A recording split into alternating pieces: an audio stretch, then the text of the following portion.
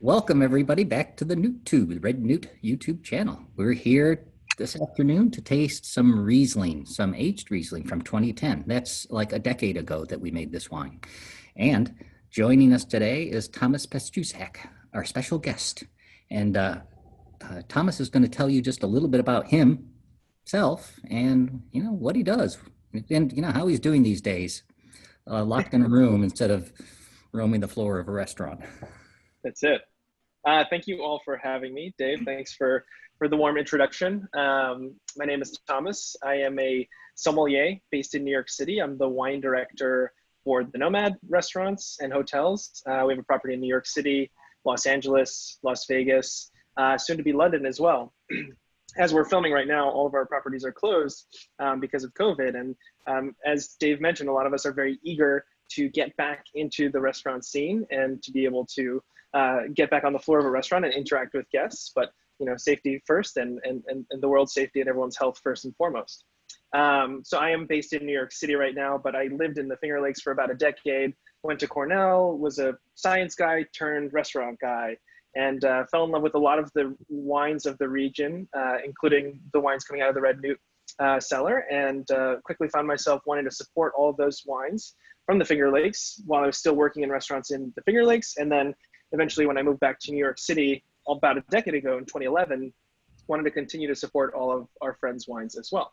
So I'm really excited to be able to taste these 2010s because these were brought in, these were all brought into the cellar literally weeks before I moved back to New York. And so it's crazy to think that that's been over a decade now. Yeah. Cool. Excellent. With that, we have two wines, both 2010s. We have the Single Vineyard Sawmill Creek Riesling, and also the 2010, what we called Riesling Semi-Dry in 2010. Nowadays, we would just call it Riesling. So how about this 2010 Sawmill? Shall we start there? Yeah.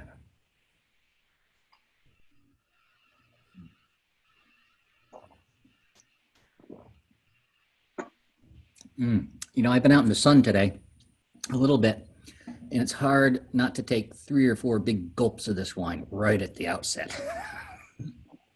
I would agree. I believe there's going to be a little more going in my glass. Okay, slightly larger pour this.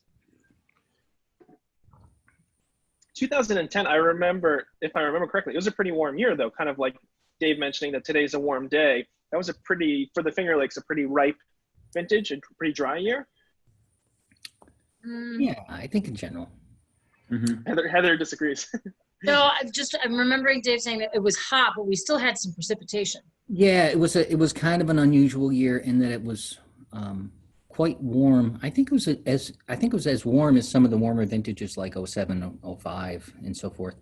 But we had plenty of moisture. It wasn't monsoon-like moisture, but it rained.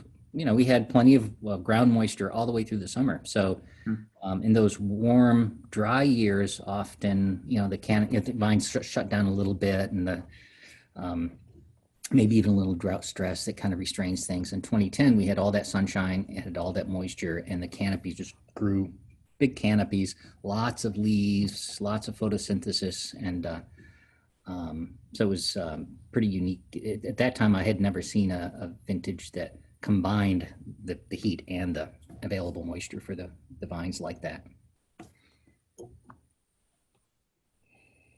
So we got a number, a lot of the wines, both Riesling and red wines, across the board were ended up being very ripe, but in a different kind of expression than the hot dry vintages that we've had. Yeah, I mean, this wine's definitely fresher than I would expect in terms of acidity, I should say. The way the acid's presenting itself is a little bit tighter than we would classically expect for a hot vintage, which, yeah, this would kind of class as. And I think some of that's that water. I think some of it's also Sawmill Creek. Sawmill Creek just always lends itself to a tighter acid profile, I would say. Certainly in what came out of Red Newt. Yeah, when we go ahead next. Oh, it's kind of fun too to see the interplay too, because you do have that nice like driving acid, but then you're also getting some of those riper fruit characteristics that do come with the warmer vintage, and it's a really it's a nice play that they have together. Just kind of that voluptuous kind of opulence of like really ripe fruit, but then also that little bit of restraint from the acid as well. When we tasted the 2010s in general across the board, whether they were the single vineyards or our car repertoire or other Rieslings that were in the region, a lot of them had that fuller, rounded mouthfeel. I always call them kind of fat and flabby on the end because they have that richer, rounder mouthfeel from being in a warmer vintage. And the Sawmill Creek was the one bottle that single-handedly defied that. It had this really crisp, refreshing acidity to it, which, you know, in part speaks to Sawmill Creek, but it was a wonderfully refreshing, drier style of Riesling from that vintage. I know there's probably bottle variation, but I would say that the bottle that I have in front of me seems to have aged really, really beautifully because it's combining, you're getting the sort of mature Riesling aromatics that you're sort of expecting, a little bit more of like dried fruit character, a little bit more of that smokiness that kind of comes with older Riesling. And the wine has picked up some nice weight. And so it's got some richness and some weight, but it still has that freshness and that liveliness that you expect from Riesling. And I know that at Red Newt, you're pretty good about keeping back some bottles. So it's really great to be able to taste something with a decade of age to it. And it's really impressive just to see how it's aged and how much of that freshness it's retained, but it's also showing you maturity in the thing that people who do enjoy an aged wine start to look for in terms of secondary and tertiary aromas and flavors. Yeah. Well, that's a perfect segue into my little bit of a marketing pitch. And that, you know, since we haven't been accepting visitors here at the winery for a couple months, we have now opened up a retail space, and actually we'll start serving wine by the glass outdoors this weekend. But we've decided to sort of ransack our wine cellar and library and bring much of what we have in the cellar up here onto the sales floor. So we have over 60 wines, you know, spanning from 2019 all the way back to 2007. All available here at the shop or online. So, yeah, okay. That's great. End of pitch. But I mean, of the aged Rieslings we've had during this tasting series, this one to me stands out in how its aging trajectory. Not in a better or worse sense, but like we haven't had an aged Riesling that is doing this like secondary fruit development, but still really tight acid at the same time, which is, I mean, a beautiful combination. It's certainly something I like in aged Riesling. But maybe I'm trying to think, maybe because we've been tasting some of our sweeter style older Rieslings recently, those are what are on the mind, and those obviously evolve in a very different way. They kind of like pick up weight, whereas this one has stayed really like light and rapier like.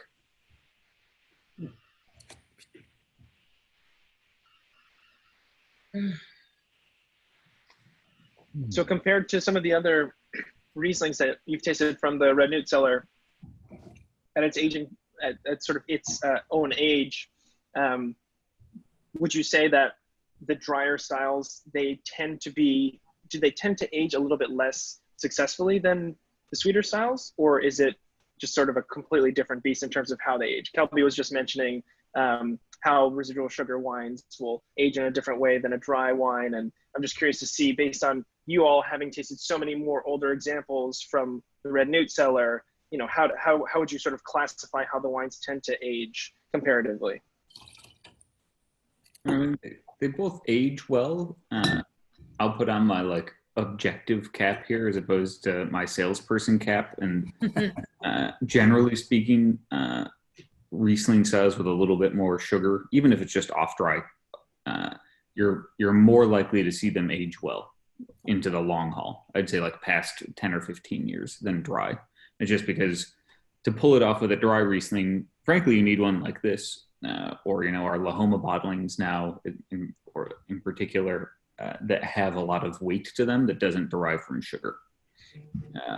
And that's a tricky thing to pull off. But you need something for the wine you need some meat on the bones for the wine to age into, I guess is probably the way to put it. And if you're not using sugar, then there needs to be something else there for it to have as a reserve.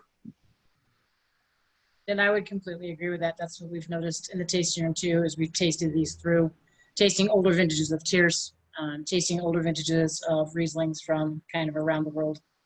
as long as there's some good substance to it. I always say that the Red Newt Cellars Rieslings, because they're so beautifully balanced in acid and fruit, are very easy to age regardless of the vintage.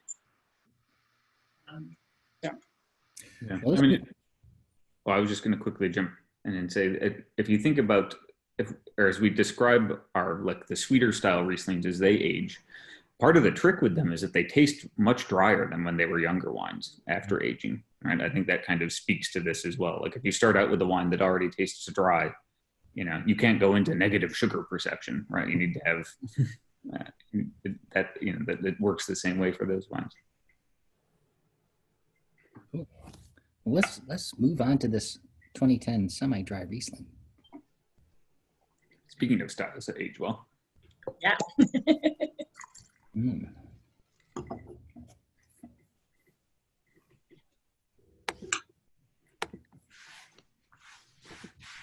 Beautiful color. Meg's color looks prettier than mine because I got a light wall.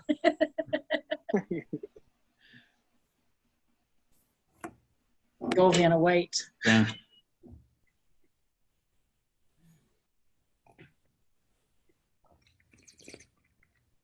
Delicious. Mm.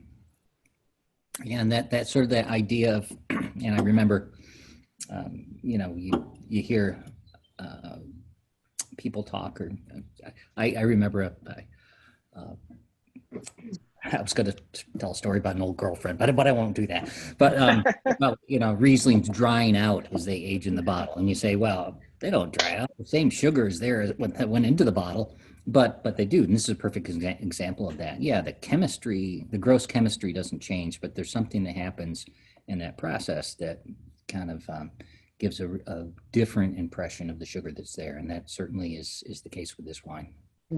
Yeah, when we're pouring these older vintages of the semi-dry or slightly sweeter styles of Riesling, and you get somebody who's just a diehard, I only drink dry Rieslings and that's it. And it's like, well, give this a chance. And they go, wait a minute, I'm confused. How is this a semi-dry wine? And you just, the easiest way to answer it for them is to say, the chemistry's not changed, but the sugars, the components have simply redistributed themselves. And it makes it a little easier for them to understand, because they get very confused by seeing semi-dry and they're like, but wait a minute, this tastes quite dry. You're much more generous than me, Heather. Someone was like, well, I don't like sweet Riesling. They're like, great, more for me. Yeah, the semi-dry label is kind of a quizzical thing, because I don't think, you know, it's been very common in the Finger Lakes, you know, since we started growing Riesling, which it wasn't that long ago, in the early 80s, effectively. We've, in the Finger Lakes, people have labeled wines that sort of medium sweetness like this as semi-dry Riesling. I'm not sure who decided to do that at first, but it caught on, and a lot of people do. But I don't think anywhere else in the world do people call wine semi-dry in the label. So, and you know, in my book, this kind of idea of semi-dry is, you know, I like to think of it's off dry. I like that term a lot better, even though it's another quirky thing. But that, you know, hitting that balance where there is definitely residual sugar, but it's not really a sweet wine. It's not something where you drink it and immediately your first thought is not, oh, this has a fair amount, or this has a little bit of sugar, or this has, you know, it's more of this has fruit, has expression, has weight. And then you go, oh, well, yeah, there's a little bit of sweetness there that is built into this wine. So that's kind of the balance point we look at. And starting with, I don't know, when was it, Kelby? A year or two, or maybe it was 3 ago, we kind of dropped this semi-dry, and we just call it Riesling. If our dry Riesling. 16 vintage that we switched it over. Mm-hmm. But same idea in terms of balance and sweetness. Yeah. Yeah, I would say, having worked in restaurants for so long, you realize that guests are very much influenced by, I mean, if you're a consumer in a store, you're influenced by what you see on a label. And so if you're in a restaurant and you're, you know, trying to sell wine, the terms that you're using are obviously going to influence how likely someone is to want to buy that wine or even taste it. I think Riesling especially is one of the most notable varietals for sometimes having a sweet characteristics or sometimes being dry. And I think that's where a lot of people are more dipping their toe in the water than jumping right in, unfortunately, because we all love Riesling so much. And I do think that when people see the word Riesling, they assume some fruitiness and maybe some residual sugar, some sweetness to it. I love the dry Riesling labeling that especially I'm seeing in the Finger Lakes more now. I feel that that's a little bit more, gives people an indication of what they'll get. And, you know, semi-dry, I think it indicates more sweetness than there usually is for the wines that have been labeled semi-dry. So, you know, I like Dave's off-dry comparison. I think that sounds more welcoming than semi-dry. But yeah, I think more, it's hard, especially with Riesling. You guys Red Newt is great about putting, you know, all the technical details on the back of the label. I think for most people, that's an intimidating thing to look at. And so it's really about getting people to taste the wine and, you know, having them sort of trust what the style is after they've tasted it. I personally have tried many Rieslings that have more residual sugar that on paper would seem like, oh, that's a high number. But then you taste the wine and you see how balanced it is because of all the other components. And you know, it's a tricky subject to maneuver. So it's always fun to have that level of engagement, whether you're at a wine shop or if you're in a restaurant, and getting more people to drink Riesling and getting them to sort of dispel the notions of what is like super sweet versus not sweet. So continuing conversation. Mm-hmm. The other curious thing that happened back in the bygone days when semi-dry was decided as a name is that there was also this pricing structure put into place where semi-dry was always a little bit less than the dry, and, you know, a little bit more. I mean, it certainly has more appeal in terms of just sales to people who come through a door.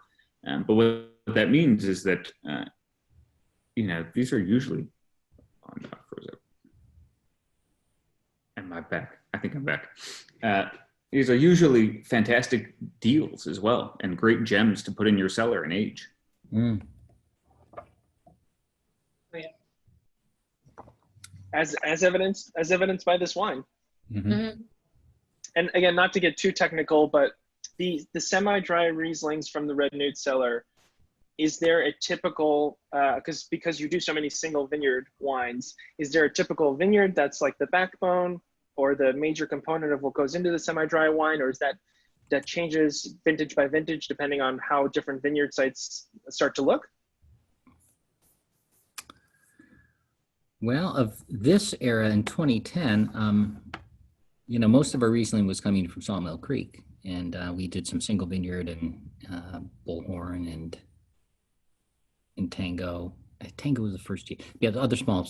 But nowadays, I think usually the semi-dry, there is some tendencies, and it's mostly from Lahoma, I'm guessing. Kelby, A lot of times it starts, it kind of varies between the different blocks, but I know we've had, it really does vary, because we've had a 7er, an 8er, and a 9er, like in 3 consecutive years, just depending on how it's going to lend itself as far as like the fruit expression and whatnot. But I would say primarily Lahoma at this stage.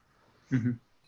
Yeah. Lahoma has that sort of really beautiful sort of tangerine expressive fruit, you know, that shows so well in wines like the Knoll, but also in like wines like the Circle, which is a little bit sweeter than the Riesling bottling, and just really showcases that tangerine and nectarine kind of fruit that Lahoma is so shows so nicely. Mm-hmm. And by and large, semi-dry is, or the Red Newt conception of semi-dry is a relatively tricky balance point for Riesling. You know, Circle is a much more typical balance point, I would say, for a medium sweet style. And that's where a lot of Finger Lakes wineries semi-dries land sweetness wise, kind of in that, like, I don't know, 25 to 33 grams per liter range. Whereas, you know, kind of going forward, our Riesling bottling is usually in the teens. So it really comes down to tasting the right fermentation and throwing the brakes on it when it hits that sweet spot, because you only get a couple of them a year. You know, not every tank's going to do it. So 19 is the real outlier for us in that in cellar right now. That is a Tango Oaks bottling, or will be a Tango Oaks bottling for semi-dry, which is, I don't know, maybe the first time since I've been there, I would say that. Yeah, I think so. You know, sometimes, you know, you can't. Yeah, our job in the cellar is to not have too many preconceived notions, and to be open to what the vintage gives us. And sometimes we do really fun things. I'm looking into the future. for you folks, where we have a tank and we'll actually, this is the first time that I remember us doing it, Kelby. We actually peeled some off. And we had one tank go dry and one tank we stopped semi-dry, and they were just fascinatingly different wines, just stocked at different sugar levels. And it's just amazing to see how much like personality they can bring.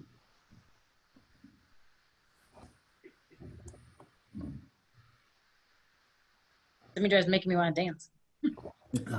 I keep going back to this. Well, you know, what usually happens about this time is I start getting hungry. And then I look at these, you know, I've got 2 bottles here, and it's just me. I mean, if we were all together, which would be really cool, we would have polished off these bottles by now. But being that we each have 2, we all have a little bit of wine left because I haven't seen anybody like really going at it. So I'm starting to think of what I'm going to have for dinner and how I'm going to dispense with these effectively and productively this evening. And while I ponder that, I'm going to ask Megs, have you thought about what you're going to do with these couple bottles of really beautiful wines? I have, and again, like I'm doing simple options with them. I've got actually Cornell marinated chicken going right now. So I'm just gonna throw that on the grill. And then, you know, probably just do kind of a simple side salad with that. And then I think I've also got like a chilled quinoa salad to go as well, which I think will be just like perfect with these. How about you, Kelby? What do you have going on in your culinary aspirations this evening? I picked up some smoked andouille sausage because I've got a great recipe I want to do for red beans and rice, so Cajun style. You know, I wanted to make it as authentic as possible. I mean, you know, the beans and rice would be tasty, but if you can add smoked sausage, I mean, why wouldn't you, right? And it's going to go great with either of these Rieslings, so that I'm looking forward to that. Yeah. How about you, Thomas? What do you think you might, how might you put these leftover wines to the best use at dinner time this evening? I eat tacos as often as I can, but especially as the weather gets warm, love making fish tacos. So do like a really simple, get some nice flaky white fish, like a tilapia, do like a really simple marinade, not for too long, with some like lime, cayenne, pimenta split, some other spices, and just like really simply sear them on a cast iron, get some delicious tortillas that are sort of flame touched, and making like a red cabbage slaw with it. And I also like to make spicy mayo. So usually sriracha or chipotle, kind of with a little bit of mayonnaise, and just do very simple fish tacos, very inexpensive and very Riesling friendly. So that's why it often appears on the dinner table in this household. That sounds great. Yeah. Wow. I might have to copy you. Heather, what do you got going on? So all of the lettuces, and by lettuces, I mean the Swiss chard, the pak choi, the kale, 4 kinds, the butter crunches, and all the other different kinds of lettuces have finally come up. So it's time to thin them out a little bit. So I'm going to take all of those baby greens, toss them in a hot wok for just a couple of seconds to get some flavor on them. And then I have a blackberry and cayenne pepper dressing that I made. And we're going to have that with just some grilled chicken and have a nice, simple, delicious meal and let the flavors speak for themselves. Okay.